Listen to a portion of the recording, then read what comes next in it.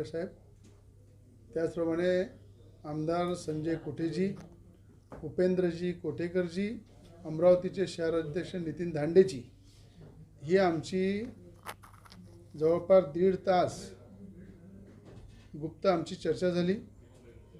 त्या चर्चेमध्ये युवासेना पार्टी आणि भारतीय जनता पार्टी या संदर्भात कशा पद्धतीने लढलं पाहिजे, कशा पद्धतीने पुढे गेलं पाहिजे आणि कशा पद्धतीने भारतीय जनता पार्टीच्या सुद्धा सीटा निवडून आल्या पाहिजे आणि युवासेना पार्टीच्या सुद्धा सीटा निवडून आल्या पाहिजे, या संदर्भात जवळपास 60 ते 65 या ठिकाणी युवासेना पार्टी आणि अपक्ष असे जे आमच्या युवासेना पार्टीचे बंडखोर काही होते, काही भारतीय जनता पार्टीचे बंडखोर होते, या सगळ्या लोकांची समजूत घालून 68 लोकांचे आम्ही विड्रॉ आज केलेले आहे।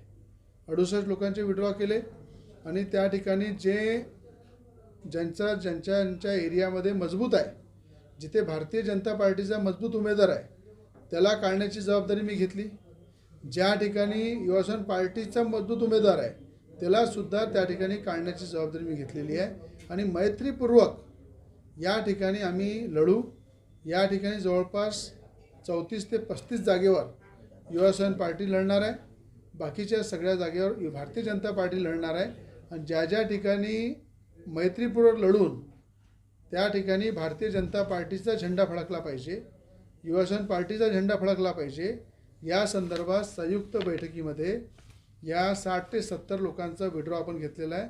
अपक्ष, काही युवासेना पार्टीचे, काही भारतीय जनता पार्टीचे। नगरसेवक उभे आहे, त्या संदर्भात काय निर्णय होणार आहे? साईनगर प्रभागामध्ये कुठलीही आमची युती नाही आहे, तिथे युवासेना पार्टी स्वतंत्र लढत आहे आणि भारतीय जनता पार्टी स्वतंत्र लढत आहे आणि मला असं वाटते साईनगर परिसरामध्ये जे उमेदवार सचिन भेंडे जे YSP वर उभे आहे ते खऱ्या अर्थानं जनतेने दिलेला उमेदवार आहे। आज जनतेच्या मागणीनुसार सचिन भेंडे मैदानामध्ये उतरले आहे, त्याला थांबवण्यासाठी जो प्रयत्न चालू आहे, ज्या ठिकाणी आरोनी निपक्षपणे नियमानुसार त्या ठिकाणी कुठेही अशा पद्धतीचं दबावाला बळी न पडता त्या ठिकाणी सचिन भेंडेच्या बाजूला निकाल दिला, त्यानंतर काही लोकांचे धाबे जे दंडारलेले आहे, ज्यांच्या पायाखालची वाळू घसरलेली आहे, असे काही जे स्वतःला स्वयंघोषित नेते म्हणतात,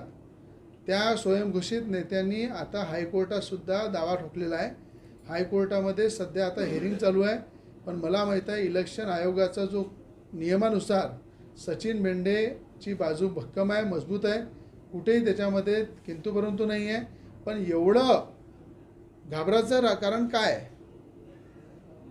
जेव्हा लोकशाही पद्धतीने एखादा उमेदवार फॉर्म भरते, लोकशाही पद्धतीनं तो जेव्हा लढायला तयार असते तेव्हा त्याला लोकशाही पद्धतीनं आव्हान दिलं पाहिजे। अशा प्रकारचं चुकीच्या तक्रारी करून त्या चुकीच्या तक्रारीवर एकदा निर्णय झाल्यानंतर, आरोणी दिल्यानंतर, तो फेटाळल्यानंतर अर्ज समोरच्याचा, त्यानंतर कोर्टामध्ये जाणं, कोर्टामध्ये त्याच्यावर दावा करणं, त्याला खारिज करण्याचा प्रयत्न करणं, हे सगळं केल्यापेक्षा जर आपल्या प्रभागामध्ये जनतेची सेवा केली असती सचिन भेंडेसारखी तर हे करायची गरज पडली नसती। आणि मी तुम्हाला शब्द सांगतो, साईनगर परिसरामधली पूर्ण जनता त्या प्रभागामध्ये सचिन भेंडेला सगळ्यात जास्त मतांनी निवडून देणार आहे आणि जो समोरचा उमेदवार आहे त्याचं डिपॉझिट जप्त होणार आहे।